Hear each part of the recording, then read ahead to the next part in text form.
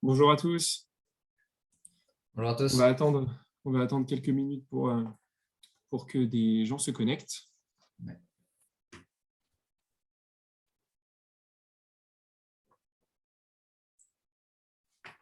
Bienvenue du coup au webinaire sur l'envolée des prix de l'énergie et le plan de sobriété pour discuter des actions à mettre en place pour réaliser rapidement des économies d'énergie sur vos bâtiments.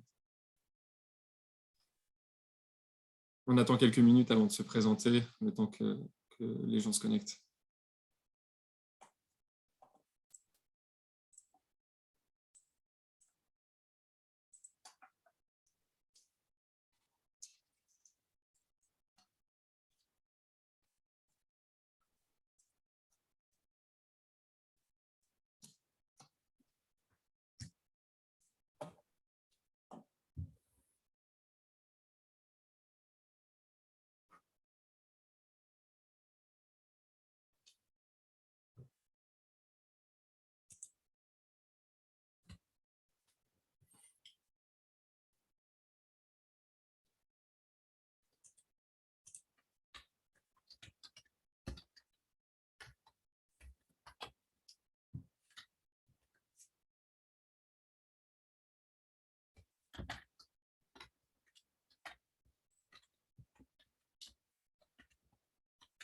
Bonjour à ceux qui nous rejoignent.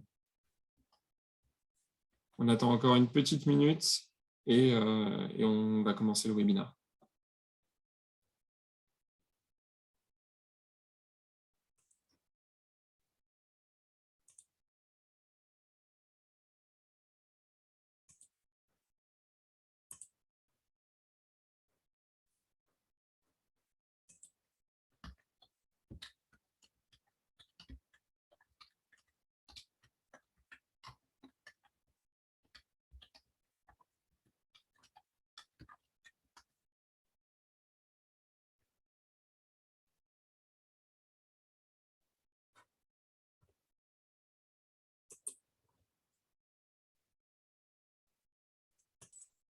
Bon, mais je pense qu'on peut commencer. Donc, bonjour à tous ceux à qui je n'ai pas encore pu dire bonjour.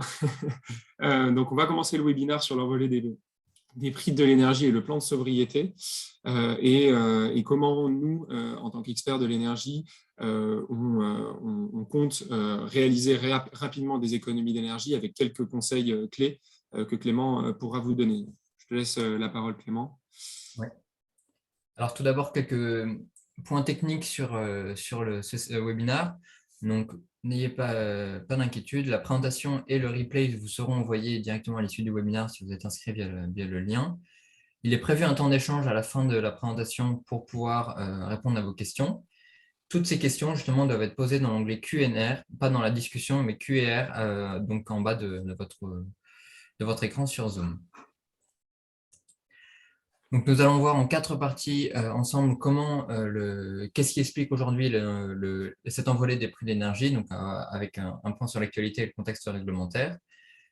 Ensuite, nous allons voir dans quelle méthodologie nous pouvons appliquer pour réaliser ces économies.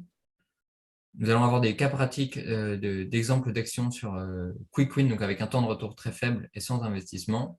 Et enfin, nous pourrons apporter une conclusion à ce webinaire. Donc pour vous donner un peu de contexte, donc, je suis Clément Père, Energy Manager donc chez Adviseo. Je travaille sur des différents projets dans des secteurs très divers. Par exemple, j'accompagne Orange, donc l'opérateur immobilier, dans sa stratégie énergétique à l'échelle de son parc. Et également, par exemple, j'accompagne le Centre Pompidou, donc le célèbre musée parisien, sur la réalisation d'économies d'énergie de manière pérenne. Et mon collègue Brice Plaisance, donc, qui est responsable commercial sur les secteurs de la santé et du public, et donc qui apportera une vision plus globale et moi une vision plus terrain sur ce webinaire. Donc on représente aujourd'hui la société donc Adviseo, donc on est des acteurs leaders aujourd'hui dans l'énergie management sur le territoire français. On est issu de la société, du groupe d'ingénierie CETEC, qui compte aujourd'hui plus de 3000 salariés sur le globe. On a été créé, on est l'une des sociétés du coup créées au sein du groupe CETEC en 2015, et aujourd'hui on a une centaine de collaborateurs qui travaillent sur différentes agences une à Paris, une à Lyon, une à Vitrolles à côté de Marseille et une nouvellement ouverte à Nantes. Et l'ensemble de ces collaborateurs travaillent aujourd'hui avec plus de 200 clients, donc dans tous les secteurs. Vous voyez quelques références en dessous. On a du public, collectivité territoriale, mais également État central avec la direction de l'immobilier de l'État, et des acteurs privés dans différents secteurs, la santé, le retail, des mainteneurs, etc. etc. Donc, on a vraiment une expertise multisecteur qui s'est développée ces dernières années dans l'énergie management.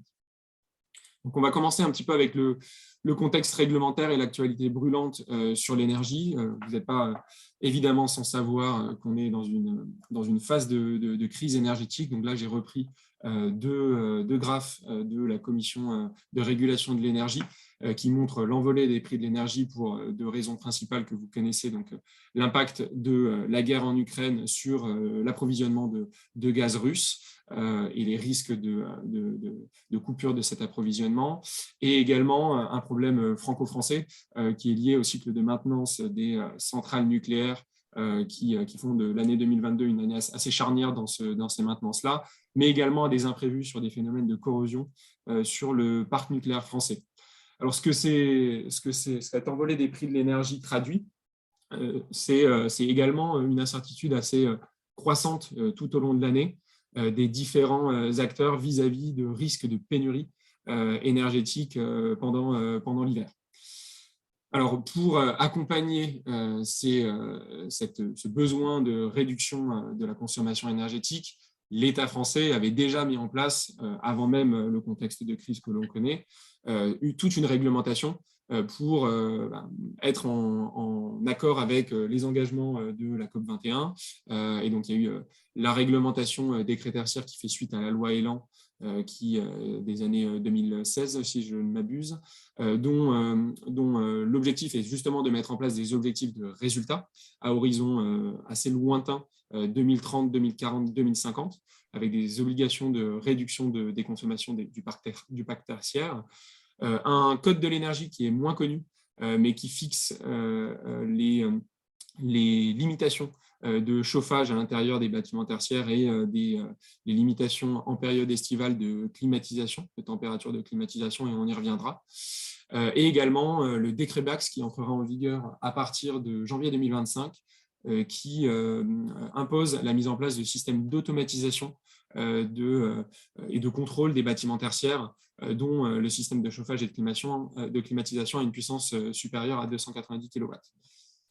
Alors, cette réglementation existante qui préexistait à la crise énergétique fait face à un nouveau contexte, donc un contexte d'urgence de sobriété, qui, pour faire face au risque de pénurie, le gouvernement a mis en place du coup ce plan de sobriété énergétique dont l'objectif est de réduire de 10% la consommation d'énergie de l'ensemble du territoire national d'ici à 2024, et si possible, vu que le contexte de pénurie est assez imminent, c'est si possible de réaliser cet objectif dès cet hiver. Alors, ce plan de sobriété énergétique, il repose sur deux volets. Le premier, c'est toute une série d'actions qui ont été préconisées par le gouvernement pour l'ensemble des acteurs pour économiser environ 50 TWh sur le territoire français. Ces actions, donc, qui sont directement reprises du plan de sobriété énergétique gouvernemental, sont plus ou moins efficaces, entre guillemets, pour économiser ces 50 TWh. On voit dans les top actions la mise en place d'une réduction des températures de chauffe à 19 degrés, la mise en place de systèmes de gestion intelligente des bâtiments, de thermostats dans les logements, des éco-gestes, etc., etc. Donc ça, c'est le premier volet pour consommer moins. Et le deuxième volet, c'est la mise en place du site web EcoWatt qui donne la météo de tension sur le réseau électrique qui a été développé pour ça par RTE, pour pouvoir alerter les différents acteurs économiques lors de pics de consommation et leur permettre de réaliser ce qu'on appelle de l'effacement énergétique. Alors vous, en tant qu'acteur économique, acteur public, vous faites face à cette situation qui est inédite et qui est urgente. Et donc la raison pour laquelle on a décidé de mettre en place ce webinaire, c'est de vous aider à voir comment commencer, ou en tout cas comment faire pour réaliser des économies d'énergie de manière rapide. Donc, on va passer à la méthodologie qu'on voit en tant qu'expert énergie pour réaliser ces économies. Donc, en temps normal, en tant qu'expert énergie, on adopte plutôt, nous, une position de stratégie énergétique progressive auprès de nos clients, qui repose sur différentes étapes. La première étant la mise en place de systèmes de collecte de données patrimoniales et énergétiques pour centraliser et normaliser la donnée que vous pouvez avoir sur l'énergie au sein de votre patrimoine. Cette donnée, dès qu'elle est centralisée et normalisée, vous allez pouvoir la traiter donc dans un logiciel ou dans des tableurs qui vous permettent de comprendre quels sont les bâtiments qui consomment le plus, qui sont les plus énergivores sur votre parc, potentiellement également d'analyser les potentiels gisements d'économie d'énergie sur ce parc-là, en intégrant des données exogènes, notamment de météo et d'intensité d'usage. À la suite de ça, vous allez pouvoir cibler les bâtiments donc les plus énergivores et réaliser des études plus poussées avec des audits énergétiques, par exemple, et créer des premiers scénarios d'investissement à l'échelle de chaque bâtiment, mais également avec un schéma directeur énergie à l'échelle du parc. On commence ensuite à réaliser donc, ce que nous, on appelle le management de l'énergie.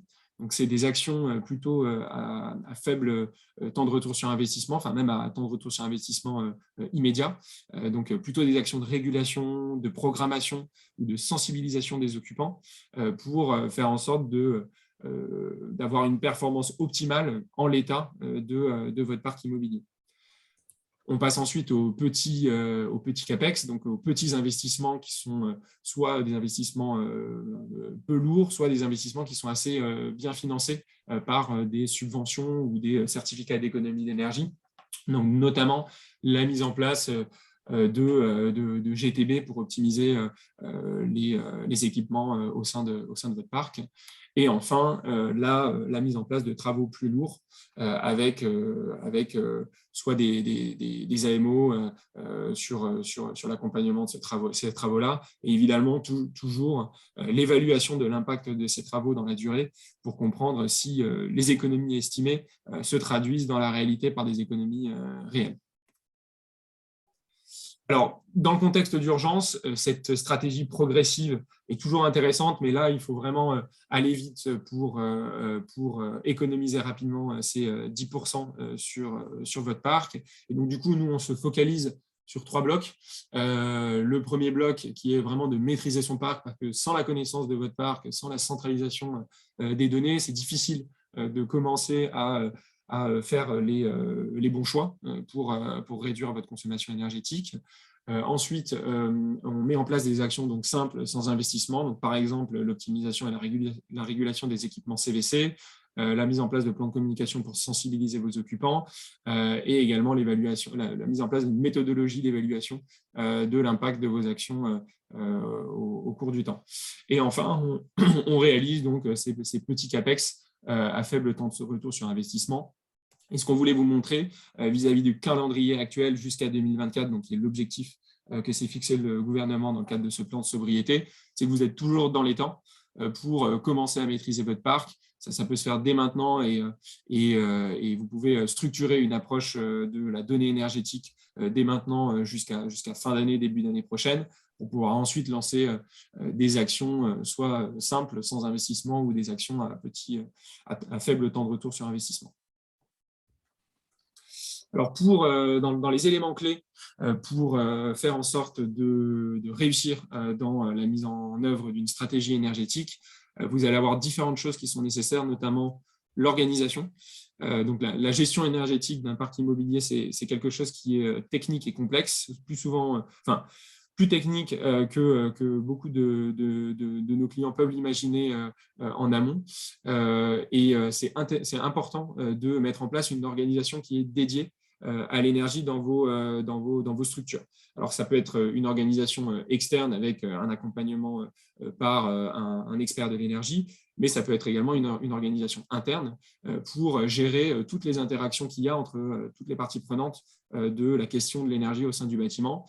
Vous allez avoir des parties prenantes qui sont plutôt au niveau la décision et de la stratégie au niveau du siège, donc les directions immobilières, les directions des services informatiques, mais également des parties prenantes plutôt terrain, avec les mainteneurs, les GTBistes, les agents techniques sur le terrain et les responsables de vos sites qui gèrent pas seulement la question de l'énergie, mais également des notions financières, des notions de ressources.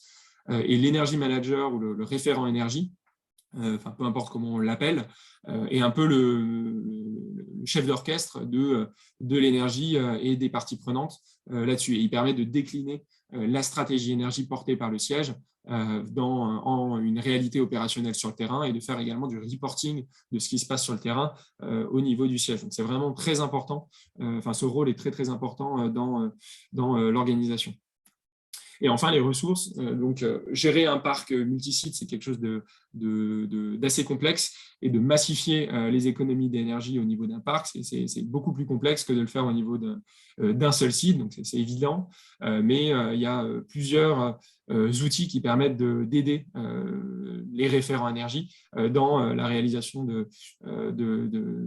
d'économies réelles. Donc un outil de suivi, c'est quelque chose qui peut vraiment être intéressant, et la mise en place de systèmes de télérelève ou de capteurs pour disposer d'une plus grande granularité de la donnée sur les sites les plus énergivores. Autre chose qu'il est vraiment important de mettre en œuvre dans le cadre d'un projet énergie, c'est la communication et la pédagogie autour de vos équipes. Donc, quand vous mettez en place une réduction des températures de consigne pour réduire le chauffage dans vos équipes, dans vos bâtiments, il faut vraiment faire en sorte de communiquer et de faire de la pédagogie auprès de vos occupants pour pérenniser ces actions dans le temps. Parce que si vous réduisez la consommation de vos bâtiments, mais que les usagers estiment que le confort associé est vraiment diminué et qu'ils mettent en place des chauffages d'appoint, par exemple, évidemment, l'action que vous avez mise en œuvre initialement n'a plus du tout la même portée. Et du coup, c'est vraiment très, très important de faire de la pédagogie vis-à-vis des occupants et des usagers pour fédérer autour d'actions communes d'économie d'énergie. Également, à l'externe, vous pouvez valoriser votre action et porter les valeurs éco-responsables de votre organisation autour de ce projet-là. Et enfin, évidemment, suivre et évaluer l'impact des actions que vous mettez en œuvre, c'est très important d'un point de vue reporting, mais également pour, lorsque vous mettez en place une action sur un des bâtiments de votre parc, suivre son efficacité. Ça vous permet d'évaluer la performance et la pertinence de cette action pour la réaliser sur les autres bâtiments du parc. Et donc là-dessus, il y a des méthodologies, notamment la méthodologie IPMVP, qui permet vraiment de calculer donc des consommations qui n'existent pas, donc des consommations qui n'ont pas été réalisées, donc des économies. Donc ça, Clément reviendra là-dessus avec un œil beaucoup plus expert que le mien. Mais voilà, donc ça, c'est des éléments importants pour atteindre vos objectifs d'économie d'énergie sur un parc multisite. Je te laisse la main, Clément. Oui, tout à fait. Donc maintenant, on va s'attarder sur des actions concrètes qu'on peut mettre en place sur vos différents bâtiments. Donc, on va regarder usage par usage les différents postes de consommation d'un bâtiment, et on va voir comment on peut réaliser des économies d'énergie sur un site. Donc, le premier sujet qui a beaucoup fait parler de lui ces derniers temps, c'est le chauffage. Donc, vous avez sûrement entendu parler, donc, les différents politiques ou les entreprises parlaient de mettre le chauffage à 19 degrés. Brice, s'il te plaît, est-ce qu'on peut prendre la slide d'après? Donc, pour vous donner un ordre de grandeur, le chauffage, c'est à peu près 30% de la consommation du secteur tertiaire, et on estime que baisser la température d'1 degré, ça vous permet de réaliser environ 7% d'économie. Donc, passer de 21 degrés à 19 degrés de consigne dans vos bureaux permet de réaliser à peu près 15%, et de 23 degrés, comme c'est le cas dans beaucoup de sites, à 19 degrés, permet de réaliser 30% d'économie. Donc, pour vous donner un ordre de grandeur sur un cas concret, si vous avez un site de 5000 m² chauffé avec un chauffage électrique, cela vous permettra de réaliser à peu près 63 000 € d'économie par an, avec les prix de l'énergie actuels. Donc, pour bien réguler votre chauffage, il y a différents points qui sont très importants. Donc, tout d'abord, c'est le programme horaire, c'est-à-dire avoir un contrôle de votre chauffage qui est au plus proche de l'occupation réelle. Donc, c'est-à-dire que si un de vos sites est fermé le mercredi pour cause du télétravail ou de travaux, alors vous pouvez gérer via l'automate de gestion de votre site le fait que le chauffage ne doit pas déclencher ce jour-là. Donc, je vous ai parlé de la température de consigne à 19 degrés. Cette température, elle s'applique via une loi d'eau qui est très importante à piloter. Beaucoup de sites, en fait, par défaut, gardent un paramètre d'usine qui est une constante, en fait. Donc, c'est-à-dire que vous ne dépendez pas de la température extérieure pour vous chauffer. Et c'est très important de pouvoir mettre en place une température de non-chauffe. C'est-à-dire que s'il fait 20 degrés un jour en extérieur, donc par exemple un jour de novembre avec un grand soleil, il est important de pouvoir dire ce n'est pas nécessaire de chauffer le bâtiment dans ces cas-là. Donc, de bien paramétrer sa loi d'eau. Également, de pouvoir mettre en place un réduit de nuit et de week-end, c'est-à-dire une consigne plus faible pour les périodes d'inoccupation du site. Donc, par exemple, si vous chauffez à 19 degrés, vous pouvez baisser à 17, 16 degrés et voir comment le bâtiment réagit, quitte à redémarrer le chauffage un peu plus tôt le matin pour s'assurer d'un confort pour les occupants. Un sujet qui est souvent aussi oublié, c'est la température d'offset sur votre organisme de régulation. C'est-à-dire que l'automate ne va pas forcément prendre en compte la même température que la température réelle ressentie dans le site. Et donc, pour cela, c'est important de pouvoir, une fois pour toutes, lors de la mise en place de l'automate, évaluer donc le décalage de température entre ce que perçoit l'automate et la température réelle mesurée dans le bâtiment. Pour le dire, par exemple, l'automate pense qu'il fait 21 degrés sur le site, alors qu'en fait, il en fait 23. Donc, pour mettre un offset de 2 degrés pour être au plus proche des besoins réels du site. Enfin, donc, comme Brice vous l'a dit, c'est très important de pouvoir embarquer tous ces employés sur ce projet, puisque c'est un changement majeur. Donc, par exemple, de passer de 23 degrés à 19 degrés, ça veut dire voilà, les employés doivent mettre des pulls, des doudounes, pas forcément des doudounes, des petites vestes l'hiver. Et c'est important de s'assurer en fait de leur soutien et leur motivation, donc que ce soit pas en nommant des référents, en sensibilisant ou en formant vos différents employés sur ce sujet. Un autre On a une question, Clément, sur l'impact de la politique de télétravail sur certains jours. Quel impact ça a sur les économies d'énergie au sein du bâtiment? Oui, alors effectivement, le fait d'avoir une politique de télétravail qui s'est généralisée sur beaucoup d'entreprises et de sites ces dernières années, ça va apporter des vraies économies, un potentiel d'économie en fait sur les différents bâtiments, que ce soit pour le chauffage, l'éclairage ou même la ventilation. Notamment en regroupant, en densifiant certains espaces, mais également en pilotant au plus proche des besoins réels.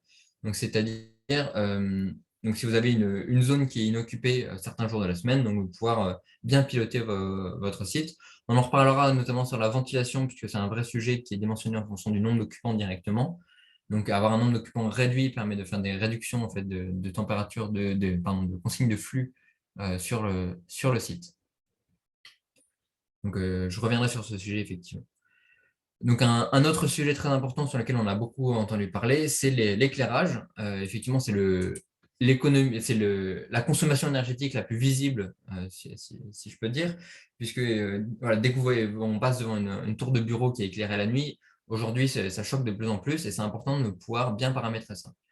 Donc, on va voir, il y a 3 types d'actions qu'on peut mettre en place pour réaliser des économies.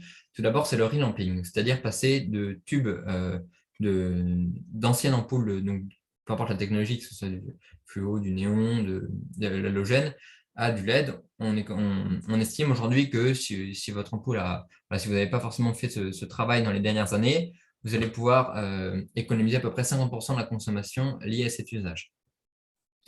Avec un prix de pause, donc là j'ai mis un ordre de grandeur de 25 € par mètre carré, donc c'est vraiment global, ça dépend effectivement des paramètres de votre site. Par exemple, pour la petite enfance, vous allez avoir des contraintes très, très particulières, ou sur un hôpital également, vous allez avoir des contraintes au niveau de l'éclairage. Mais pour vous donner un ordre de grandeur, on estime qu'un relamping, donc le fait de passer au LED, c'est rentable environ au bout de 4 ans. Donc un taux de retour sur investissement moyen de 4 ans. Au-delà du relamping, et comme pour le chauffage, c'est important de pouvoir mettre en place un programme horaire ou la possibilité de mettre de la détection de présence, puisque comme l'éclairage se déclenche et s'éteint très facilement, c'est possible également avec avec un timer, de mettre en place des détecteurs de présence, notamment dans les zones de passage, donc que ce soit dans les zones d'ascenseur, les couloirs, les toilettes, les halls d'accueil, pouvoir mettre en place différents organismes qui permettent de réduire au maximum la consommation. Et enfin, et ça c'est plus pour aller plus loin, c'est mettre en place une gradation par rapport à la luminosité extérieure, donc avec des sondes, des capteurs qui détectent la luminosité réelle de vos bureaux. Vous pouvez baisser le réglage, donc notamment avec les LED qui sont très souvent pilotables en intensité. J'ai mis ci-dessous un exemple d'impact que peut avoir un relamping sur un bâtiment. Donc là, c'est une résidence d'EHPAD. On estime qu'on a réalisé à peu près 10 à 12% d'économie. Donc là, à la fin du mois de mai, donc, il y a eu un relamping LED qui a été mis en place sur la résidence. Et vous voyez en fait l'impact de la consommation par rapport au mois précédent. Un troisième sujet qui est moins connu, mais qui est tout aussi important sur la consommation énergétique de votre bâtiment, c'est la ventilation. En effet, donc sur le secteur de la santé, pour vous donner un ordre de grandeur, la ventilation représente à peu près 13% de la consommation. C'est un sujet donc, qui est invisible en fait, pour vos occupants, même s'il peut impacter directement leur confort. Aujourd'hui, donc, il existe différentes technologies qui permettent de réaliser des économies d'énergie sur ce poste, donc notamment par exemple avec la mise en place de CT à double flux, donc, qui permettent de faire de la récupération de chaleur sur les sites. Mais le gros sujet autour de la ventilation, c'est comme le chauffage ou l'éclairage, c'est les consignes et la régulation que vous mettez en place. Il y a beaucoup d'entreprises qui, notamment pendant le Covid, ont mis en place un protocole Covid de tout air neuf avec une ventilation forte et en permanence, donc même le week-end, la nuit, afin d'éviter la propagation du virus. Aujourd'hui, on est dans une situation moins critique d'un point de vue Covid-19 et c'est important de pouvoir revenir à une situation normale pour pouvoir réaliser des économies d'énergie. De même, je vous ai parlé tout à l'heure du télétravail. Pour le coup, la ventilation, c'est directement impactant puisque les consignes de flux d'air pour les bureaux, donc et pour chaque type de surface, en fait, vous avez des consignes de flux d'air, d'apport d'air neuf, elles sont directement liées à l'occupation. C'est-à-dire que si vous avez un plateau avec 100 personnes en temps normal, en capacité maximale, mais qu'avec le télétravail, vous n'aurez que 70% de remplissage, donc à peu près 70 personnes sur ce plateau sur certains jours de la semaine, alors vous pouvez mettre une consigne de ventilation réduite. En réduisant la consigne de ventilation, vous apportez moins d'air neuf. Quand il fait très froid l'hiver, par exemple, s'il fait 5 degrés à l'extérieur de votre bâtiment et que vous apportez moins d'air neuf, forcément, vous allez diminuer vos besoins de chauffage. De même que pour le chauffage, c'est très important d'adopter un programme horaire, donc de ne pas souffler tout le week-end ou toutes les nuits s'il n'y a pas d'occupation sur votre site, donc d'être encore une fois au plus proche de l'occupation. Je vous ai parlé également de la récupération de chaleur, notamment avec les CT à double flux et les boîtes de mélange, en les gérant également de manière à coller à l'occupation du site et notamment sur les différentes zones, puisque très souvent c'est ciblé par zone, et donc avec des densifications ou des mouvements de personnel, vous pouvez très facilement optimiser en fait ce réglage. Je ne vous parle pas de bouger votre personnel de le déplacer pour mettre en place des réglages plus fins, mais d'essayer de voir, voilà, sur telle zone, on sait qu'on a 30 personnes au maximum. Là, c'est un auditorium qui va être la majorité du temps vide. On met un paramétrage qui tient compte de l'emploi du temps de cet auditorium. Donc voilà, donc il y a différents réglages qui existent, notamment sur la reprise d'air, donc en ne faisant pas que du tout air neuf, mais en recyclant l'air du bâtiment, donc en prenant par exemple 30% d'air recyclé et 70% d'air neuf. Cela vous permettra de réaliser également des économies puisque l'air que vous recyclez est déjà normalement à la température du bâtiment. Donc, si vous avez un bâtiment à 19 degrés, l'air extérieur à 4 degrés, vous aurez 30% d'air à 19 et 70% d'air à 4 degrés. Donc, ça vous permet de réaliser des vraies économies dimensionnantes à l'échelle de votre bâtiment. Tous ces différents réglages, ils se passent via votre automate de régulation, donc la GTB, la gestion technique du bâtiment. Aujourd'hui, on a le décret BAX qui permet de poser un cadre et de dimensionner ces enjeux. Donc, l'État a défini en fait différentes classes de GTB, donc d'une classe A avec un fort rendement à une classe D avec un rendement très faible et des potentiels d'économie assez peu intéressants. vous ai mis en haut à gauche le tableau qui résume en fait le potentiel d'économie d'énergie thermique par rapport à une classe C. Donc, c'est-à-dire que par exemple, sur un bureau, en passant à une classe A ou B, vous pourrez réaliser encore plus d'économies avec les réglages précédents qui ont été mis en place. Aujourd'hui, il existe de nombreuses solutions de pilotage à distance. Je vous ai mis l'exemple de Cockpit sur la droite, qui permettent en fait de suivre directement les consommations et notamment les différents réglages. C'est très important de s'assurer de la continuité des consignes, puisque même si on a beau se dire, voilà, sur un bâtiment, on a mis une consigne à 15, un réduit de nuit, en réduit de nuit pour le week-end et en inoccupation, donc c'est bon, on va tenir tout l'hiver. Très souvent, en fait, on a des perturbations. Ça peut arriver sur les sites où vous avez une grosse équipe de mainteneurs et donc un mainteneur a pu toucher un réglage qu'un autre collègue avait fait. Pour les sites aussi où il y a des défauts qui apparaissent régulièrement, c'est-à-dire une mise en défaut de la GTB qui va faire perdre les différents paramètres d'usine, qui va faire perdre les différents paramètres que vous avez mis en place. Donc, c'est important en fait de suivre, vraiment d'avoir un suivi au plus proche de cette GTB, puisque c'est vraiment le cerveau de votre bâtiment. Donc, ne jamais se reposer sur ses lauriers, sur la GTB et vraiment régulièrement aller inspecter voilà, les différentes consignes. Si vous avez 10 consignes globalement qui pilotent votre stratégie sur le site, allez vérifier voilà, la température de consigne, le flux de ventilation, le réglage de l'éclairage sur zone. C'est très important vraiment d'aller voir régulièrement. Et c'est là qu'intervient en fait un energy manager. Donc, comme vous l'a introduit Brice, c'est vraiment une personne qui va être au centre de ces différents échanges et qui va permettre d'identifier à chacune de ces dérives, d'identifier ces actions. Et bien plus que l'identification, en fait, c'est le suivi de la mise en place. C'est-à-dire qu'il y a beaucoup d'entreprises aujourd'hui qui réalisent des audits de manière assez régulière, mais sans forcément faire la démarche d'après qui est de s'assurer de la bonne mise en œuvre des actions qui sont préconisées par ces audits. C'est très important d'avoir, soit en interne, soit en externe, quelqu'un qui va s'assurer, vraiment qui va suivre ces différentes actions et vérifier en fait par soi-même. C'est-à-dire que très souvent, on dit on a mis le chauffage à 19 degrés. Oui, oui, c'est bon, ça a été fait. 2 mois après, on a perdu le réglage, on est retourné à 21 degrés parce que voilà, la régulation était à la main des occupants, quelqu'un a fait un court-circuit. Il peut y avoir une multitude de sujets, mais c'est très important d'assurer un suivi à la fois des actions proposées et des économies, donc pour identifier les dérives. L'Energy Manager il va également permettre d'accompagner le client via des missions plus spécifiques, donc de l'AMO, MOE, des commissioning. Et toutes ces missions elles vont avoir un but en commun qui est de réaliser des économies d'énergie sur un parc. Ça peut passer par des visites de terrain, par l'analyse de données, en fait, des données de consommation qui sont accessibles, par les données également en temps réel avec de l'IoT ou de la télérelève. Et donc, tous ces sujets-là, ça va permettre de réaliser de manière pérenne des économies d'énergie si ces actions sont bien suivies et leur mise en place est effective. Donc, ça nous amène au point de vigilance, sur la mise en place d'une stratégie énergétique. Donc, Clément vient de l'aborder. Donc, l'aspect de l'organisation est un élément très important, avec notamment une personne référente de l'énergie et experte sur ce domaine pour garantir des résultats dans la mise en place de votre stratégie.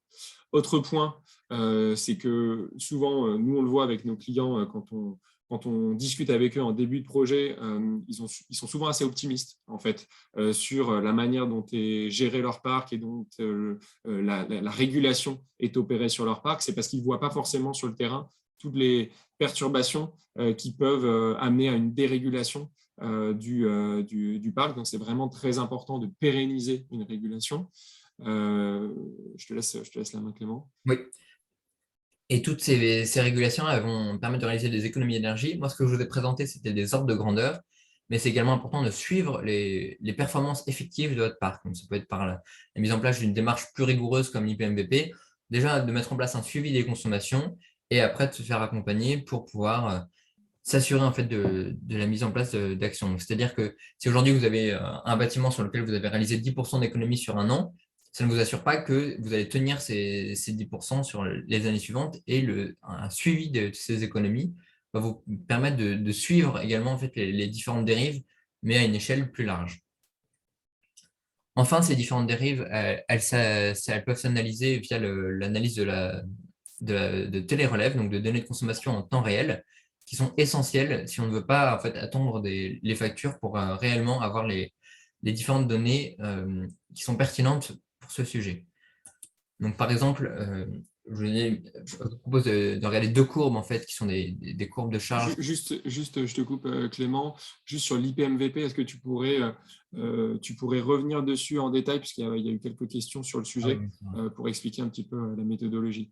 tout à fait. Alors, l'IPMVP, qu'est-ce que c'est? C'est en regardant les consommations standards de votre bâtiment en fonction de la rigueur climatique sur une période de référence. Donc, par exemple, là, pour les années suivantes, vous allez regarder de l'année 2022, voire l'année 2021, si elle n'a pas trop été impactée par le Covid, parce que ça peut venir fausser les choses. Donc, en regardant comment votre bâtiment réagit en fonction de la rigueur climatique, donc s'il fait plus ou moins froid, chaud et également l'été, combien votre bâtiment va consommer d'énergie, on peut établir un modèle, donc à partir de régression linéaire, on peut établir un modèle, une projection en fait de votre consommation. Donc après, sur l'avenir, donc sur les prochaines années, à partir du moment où vous connaîtrez la rigueur climatique, donc il y a des indicateurs standards qui ont été mis en place, donc qui sont les DJU et DJF, donc qui sont les degrés jour chaud et degrés jour froid qui vous permettent de suivre cette rigueur climatique. En connaissant ces grandeurs, vous pourrez estimer la consommation de votre bâtiment en situation standard. Sauf qu'entre les deux, entre cette période de référence et cette période de suivi donc, pour les prochaines années, l'objectif de cette démarche, c'est de pouvoir mettre en place des actions et de suivre leurs économies. Donc, si vous avez une consommation estimée, donc par exemple de 100 MWh sur votre bâtiment, mais qu'en fait, dans la réalité, vous n'en avez consommé que 80, alors vous pouvez estimer des économies d'énergie de 20%, de l'ordre de 20% sur votre bâtiment. Ça vous permet de suivre notamment la pertinence de travaux après coup. Ça vous permet également de mettre en valeur les différentes actions d'économie. Donc, ça peut être très important pour sensibiliser les occupants, de leur dire, voilà, on a mis le chauffage à 19 degrés cet hiver, pardon. Ça nous a permis de réaliser 15% d'économie sur le bâtiment, soit c'est en fonction de la sensibilité de vos occupants, de leur parler en tonnes de carbone, de CO2 qui n'a pas été émis dans l'atmosphère, en euros avec un intéressement. À vous de voir comment vous souhaitez sensibiliser vos occupants, mais le fait d'assurer un suivi réel, ça vous permet d'avoir ces indicateurs et de valoriser tout ce travail qui est mis en œuvre. Donc, comme je l'ai pu vous le dire, donc, toutes ces analyses passent par notamment un des grands sujets, c'est l'analyse de données en temps réel. Et pour cela, il est important de pouvoir relever les données de consommation. Donc, la première courbe qui est au-dessus, c'est par exemple les données de consommation d'un restaurant sur lequel on a identifié une dérive. C'est-à-dire que vous voyez le talon de nuit, donc la consommation la nuit, donc c'était les pics bas que vous voyez sur la gauche, donc les talons, le bas des créneaux est très élevé par rapport à la consommation en journée. Donc, on a à peu près 50% de ratio. Donc, cela signifie que vous avez un certain nombre d'équipements qui fonctionnent encore la nuit sur votre bâtiment. Et pour cela, c'est très important de pouvoir l'identifier et après le corriger. Donc, vous voyez, là, c'est un exemple qui date au début de l'année. Et donc, entre le 25 et le 26 janvier, on a un de nos énergie managers qui a préconisé la mise en place d'un réduit de nuit sur les différents équipements du site qui étaient très consommateurs. Et on voit tout de suite la baisse de consommation. Donc là, c'est juste la nuit, parce que la journée, on garde les mêmes usages et les mêmes besoins de consommation. Mais vous voyez, l'écart en fait, de consommation est vraiment flagrant et on a réalisé sur ce site de vraies économies et de manière pérenne, puisque par la suite, en fait, on s'est assuré que la dérive ne s'était pas reproduite. Également sur la courbe du bas, donc c'est une courbe de température donc, qui permet de suivre directement en temps réel la température des locaux. Donc ici, c'est dans le secteur d'un bâtiment d'enseignement, c'est la salle des profs, des professeurs dans un collège. Et on voit en fait au fur et à mesure du mois de septembre la température baisser dans les locaux et ça permet d'identifier directement si on voit voilà, au mois d'octobre la courbe de température qui remonte et qui passe là on est en moyenne à 19, 20 degrés, on oscille entre 18 et 20 degrés la nuit et au plus de la journée.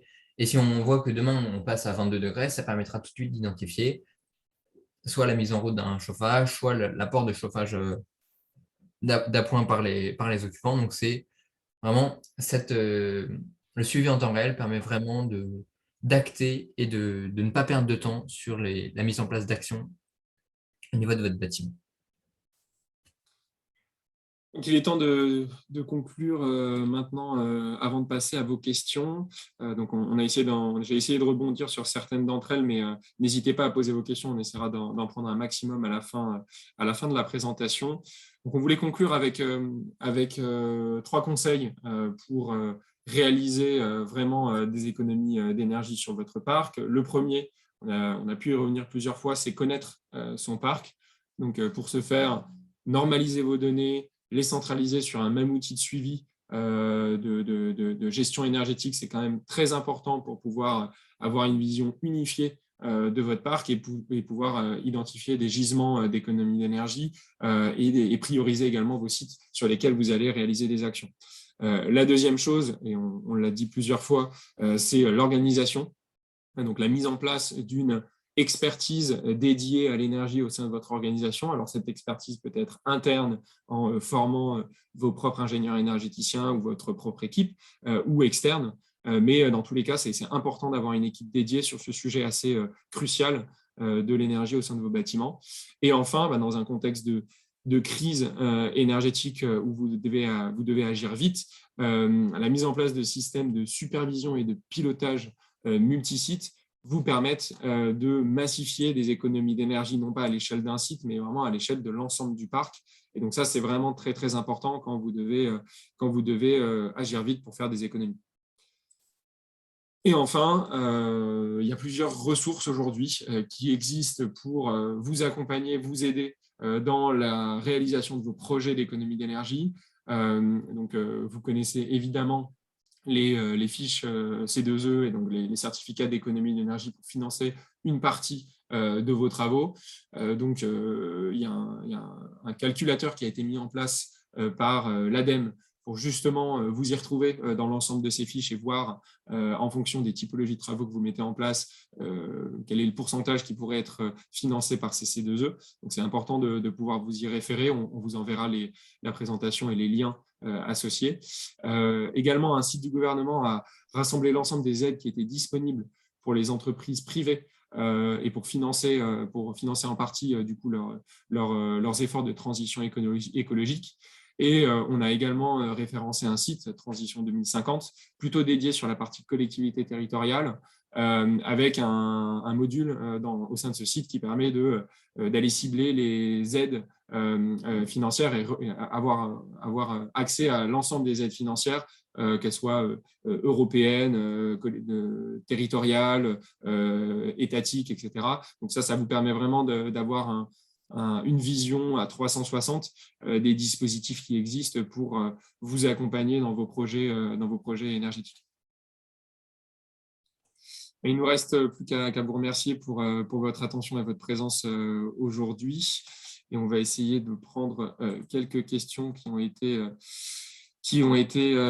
posées. Clément, je vois qu'il y a une question sur la GTB. Peut-être que tu peux la lire. Alors, la classe de GTB, donc il y a une question qui est posée sur qui décrète la classe de la GTB et est-ce qu'il est possible d'améliorer la classe d'une GTB.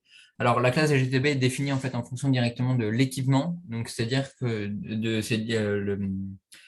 du périmètre qu'elle peut contrôler et à quel point elle peut contrôler les différents réglages en profondeur.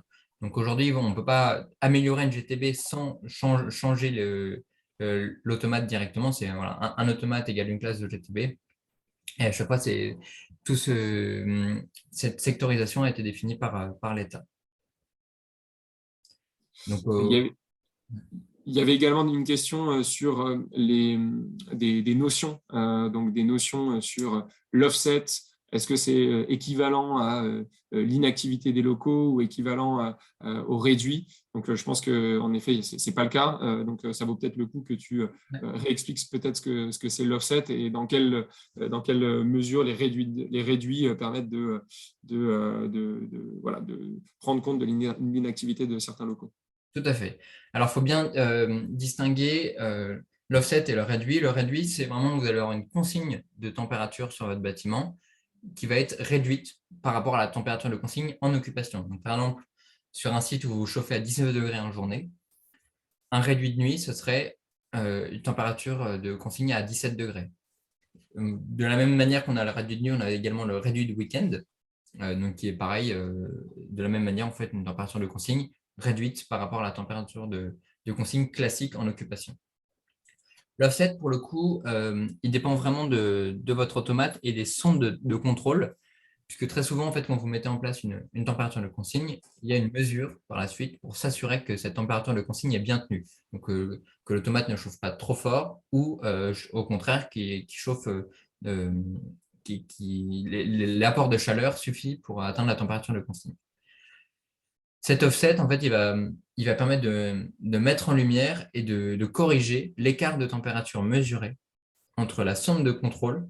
Donc, par exemple, votre automate, il a une sonde de contrôle qui est dans un local qui est pas utilisé. Vous ne pouvez pas forcément bouger cette sonde et vous souhaitez que la température de consigne soit fixée sur la température d'un plateau sur lequel se trouve la majorité de vos employés. Alors, vous allez mesurer l'écart entre ce que mesure votre sonde de contrôle de l'automate et la température effective dans vos locaux, et vous allez pouvoir appliquer, en fait, dire à l'automate, il y a un écart, en fait, entre ce que lui lit dans le bâtiment et ce que le bâtiment a, la température effective du site.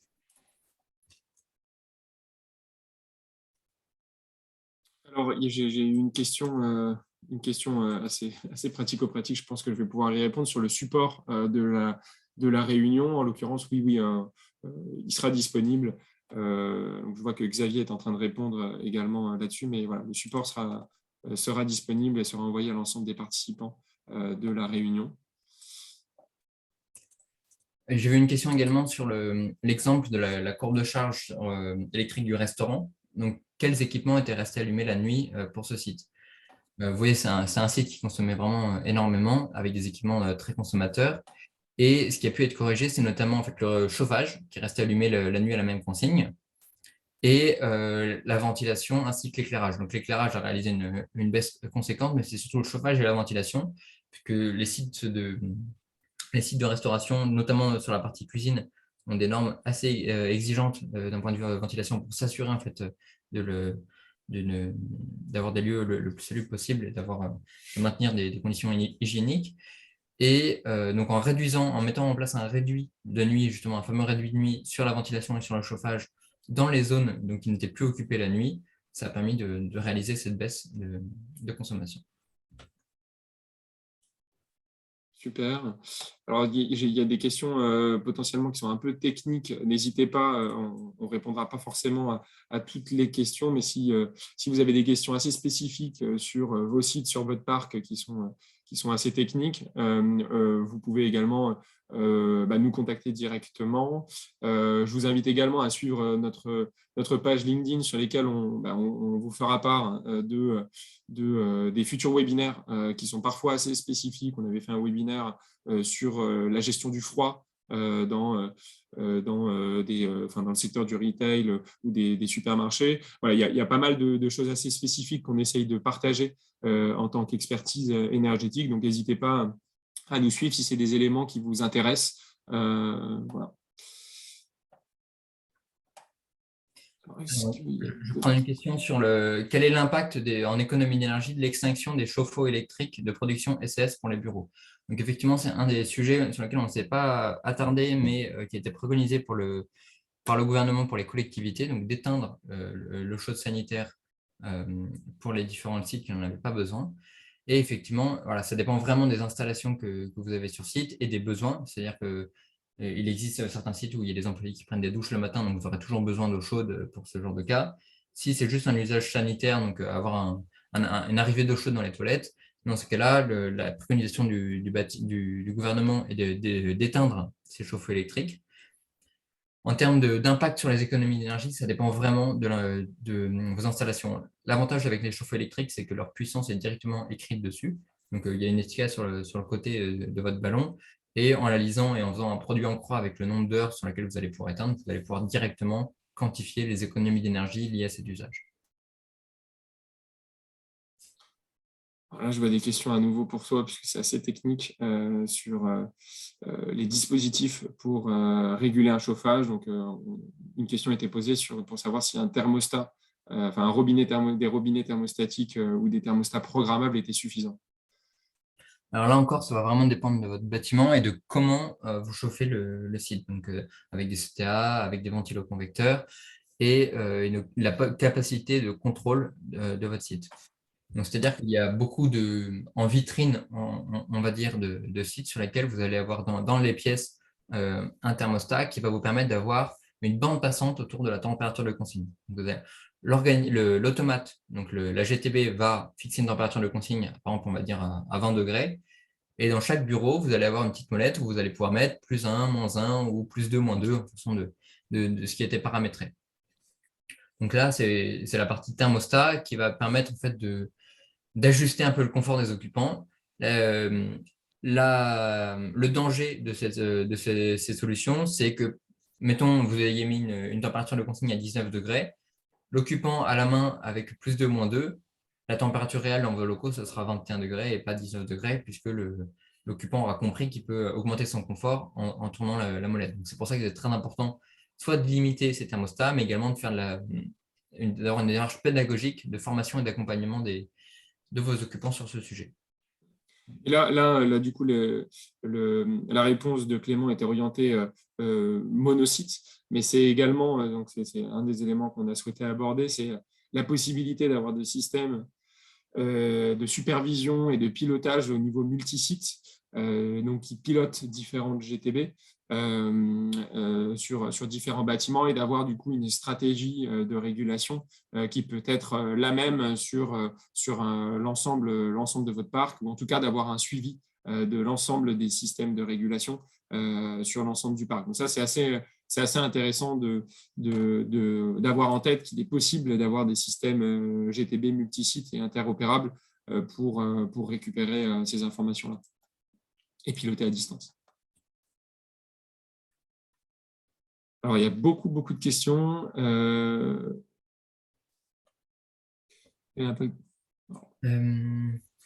Alors bon, on peut... Il y a des questions sur l'impact de la consommation de systèmes informatiques, donc d'écrans et de bases de postes de travail, extinction vs mise en veille. Bon, je ne sais pas, Clément, si tu as des réponses très précises sur le sujet, mais c'est sûr qu'il y a un impact. Oui, dans tous les cas, éteindre un équipement, qu'il soit en veille ou allumé, vous allez réaliser des économies. C'est surtout en fait certains usages comme l'éclairage ou ce type d'action, donc la mise en veille l'extinction complète et non pas la mise en veille justement de certains équipements, qui vont être très visibles par vos employés et qui vont permettre en fait de montrer et de les accompagner dans cette démarche. C'est-à-dire que si vous leur dites on va baisser le chauffage à 19 degrés, mais la nuit tout reste allumé, même si ça ne consomme pas beaucoup, alors il pourra y avoir plus facilement une montée de bouclier de leur part. Donc c'est important de voir cette complétude.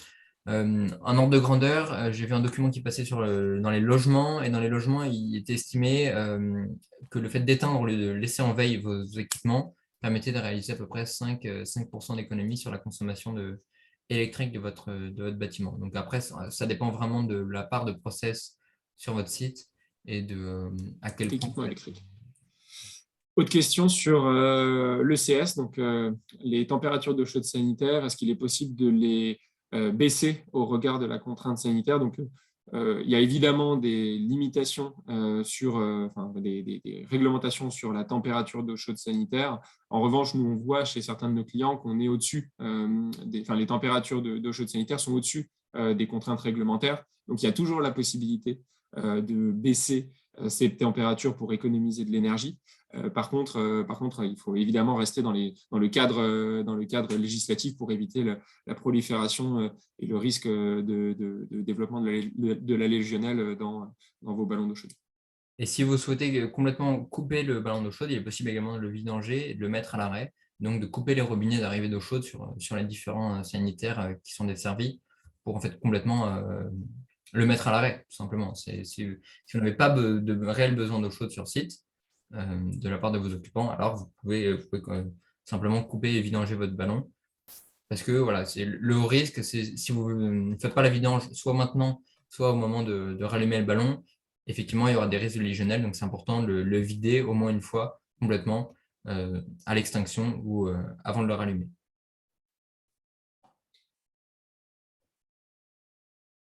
Alors,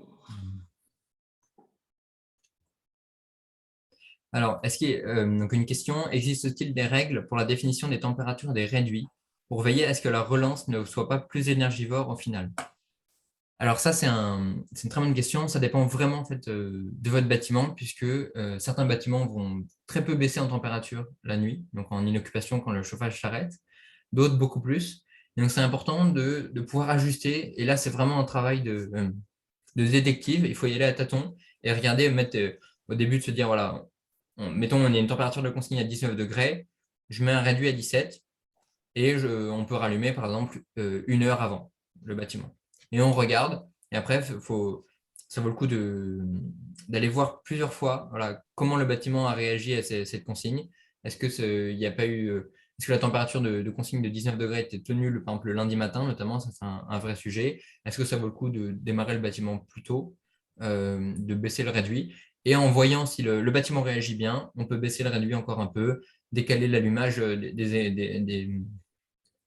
des différentes installations. C'est pour ça que c'est important de pouvoir se faire accompagner là-dessus, d'avoir cette démarche d'enquête qui est très importante et qui permet au plus proche des besoins réels de votre site.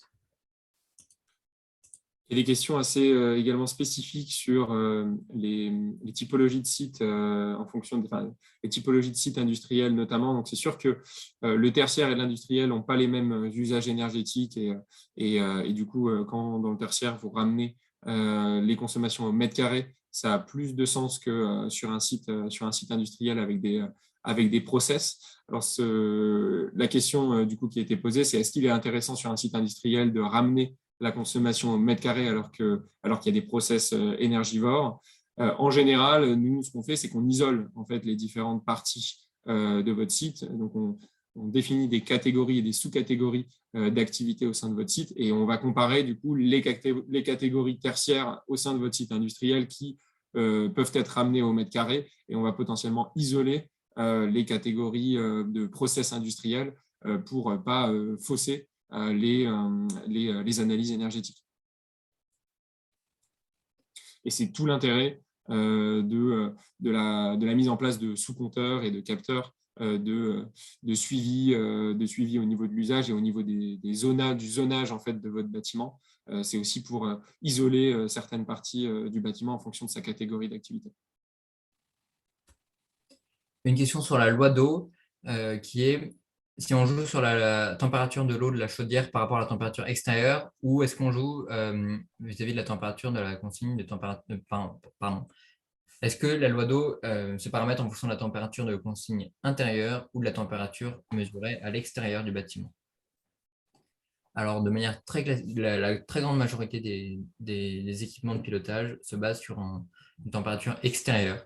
Donc, même aujourd'hui, les ballons d'eau chaude chez vous, si vous avez une sonde de température, très souvent, vous allez en avoir une à l'extérieur qui va permettre de mesurer la température de l'atmosphère directement.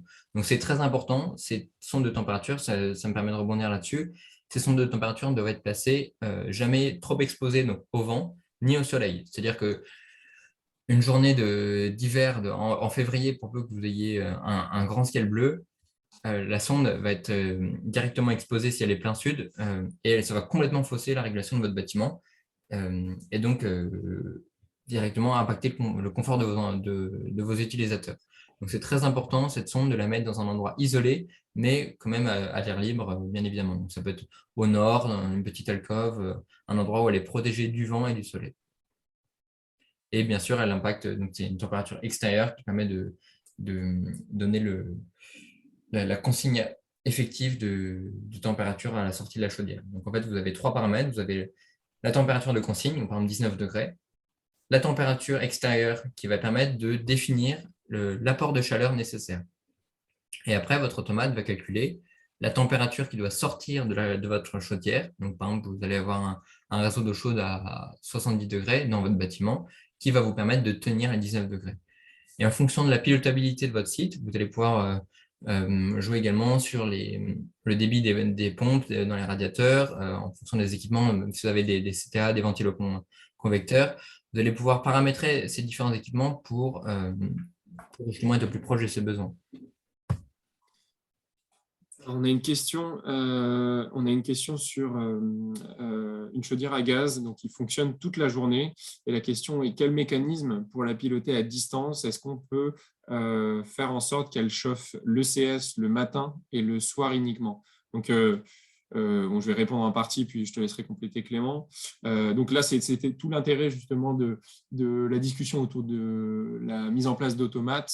Nous, on a développé du coup une solution de ce qu'on appelle mini GTB, donc dont l'avantage est un coût réduit par rapport à une GTB globale sur l'ensemble de votre site. Et donc, si vous souhaitez piloter votre chaudière à gaz, c'est possible en fait de mettre en place des mini GTB, donc cockpit, pour voilà, automatiser ou régler l'ensemble de vos équipements. Et ça peut également se faire au niveau de l'ensemble de vos sites. Donc, votre chaudière à gaz, peut-être que vous avez la même problématique sur 2, 3, 4, 6 sites. Et donc, c'est possible en fait d'avoir un système qui pilote ça à distance sur l'ensemble. Ouais, voilà, c'est en fonction de votre équipement directement, vous pouvez voir. Il y en a beaucoup aujourd'hui, les nouvelles chaudières ont directement intégré un organisme de contrôle de pilotabilité qui vous permet de définir un programme horaire, notamment pour les particuliers, au moment du choix de l'abonnement de gaz ou électricité. Très souvent, EDF, par exemple, ou Engie vous propose de mettre en place un organisme de contrôle. Donc, vous avez un coût fixe au début, mais en fonction de votre gisement d'énergie, d'économie d'énergie, ça peut alors le coup être très intéressant pour justement avoir un déréglage au plus proche de votre occupation.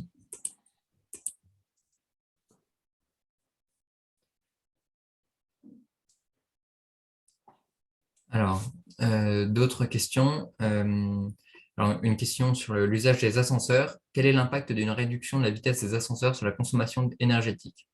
Alors, la réponse facile, on va dire, ça serait d'inciter les employés à prendre l'escalier plutôt que l'ascenseur. Mais après, ça dépend vraiment des normes de votre constructeur. Et vous pouvez voir donc, soit en contactant directement ce constructeur, parce que vous allez avoir des paramètres différents qui vont faire que votre ascenseur peut consommer plus en descente s'il descend lentement et forcément moins en montée s'il remonte plus lentement. Donc, avoir en fait la consommation énergétique. Également, c'est possible, là, c'est comme ça dépend vraiment d'un équipement, ça peut être intéressant d'instrumenter la sortie de votre tableau électrique qui part vers l'ascenseur, regardez la consommation et faire des tests de réglage. Il y a pas là-dessus, c'est un usage très spécifique et ça va vraiment dépendre de votre équipement également. Il y avait une question sur est-ce que le plan de sobriété concerne les drones? Alors, le plan de sobriété du gouvernement est un plan incitatif qui partage des bonnes pratiques et qui du coup voilà, définit un objectif national. Mais donc du coup, évidemment, ça s'applique à l'ensemble du territoire national français, métropole et Drôme compris. Donc après, c'est en fonction évidemment des contraintes liées à chaque territoire. Vous allez pouvoir agir sur certains éléments plutôt que d'autres. Dans certaines régions des Drômes, en fait, la partie chauffage, il n'y a pas trop d'économie à réaliser là-dessus puisque c'est pas tout le temps chauffé. Donc voilà, c'est en fonction des contraintes que vous pouvez avoir, il va y avoir différentes actions qui seront à mettre en œuvre.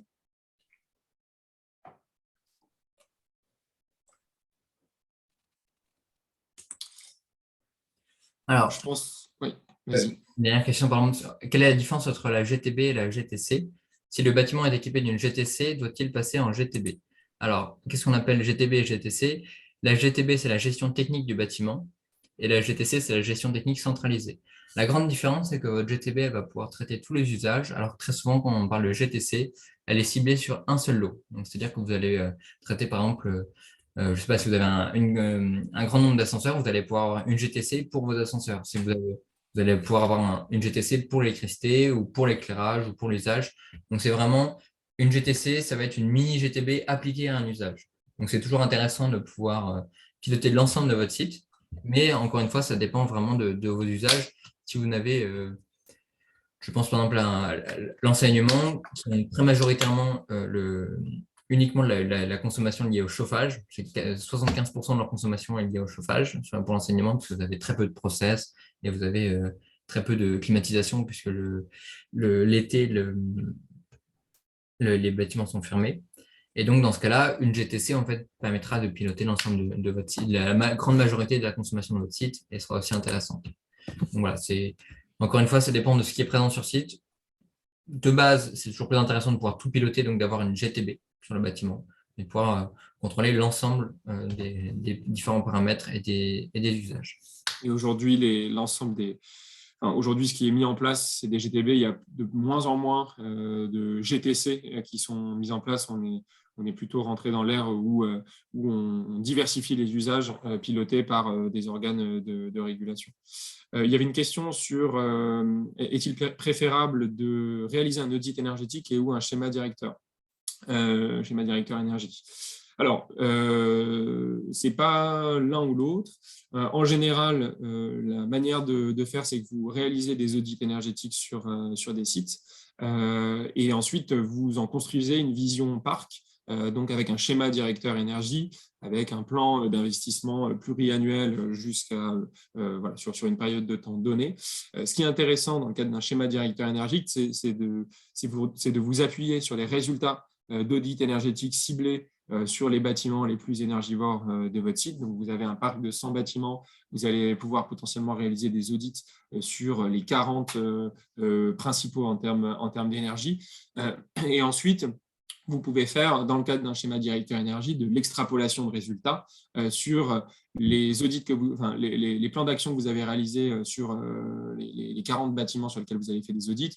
Vous allez pouvoir extrapoler ces résultats sur les bâtiments de même typologie et du coup créer des plans d'action parc, donc dans le cadre de votre schéma directeur énergie, pour l'ensemble de votre parc, en ayant fait les audits seulement sur 40% du parc. Donc, voilà, l'un et l'autre ne sont pas opposés. Le schéma directeur est plus complet puisque c'est une vision parc, là où l'audit énergétique est une vision site, mais en fait, l'un alimente l'autre. Donc, l'audit alimente le schéma directeur.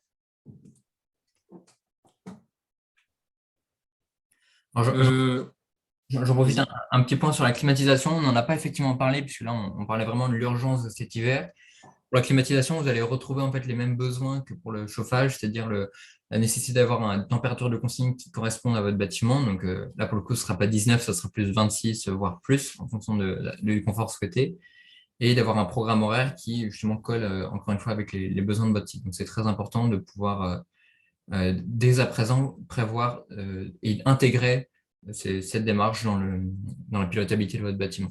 Parce que ça prend toujours du temps d'installer une GTB ou de paramétrer un site. Bon, mais je pense ça sera le mot de la fin. On va conclure sur ces belles paroles de notre expert énergie. Pour conclure, donc, vous aurez à disposition évidemment le replay du webinar. On vous enverra, comme évoqué, la présentation et vous aurez les liens cliquables sur les ressources disponibles au sein de la présentation. Vous pouvez également nous suivre, du coup, comme je le disais précédemment, sur LinkedIn pour avoir des conseils, pour suivre les conseils qu'on peut préconiser sur notre page, suivre les nouveaux événements et webinaires qui sont assez concrets. Donc, n'hésitez pas, quand des webinaires vous concernent et concernent votre typologie de bâtiment, directement à vous inscrire en suivant notre page LinkedIn Adviseo. Merci à tous pour votre présence et pour vos nombreuses questions très pertinentes. Et puis n'hésitez pas à nous contacter directement si besoin. Bonne journée à vous. Bonne journée. Au revoir. Au revoir.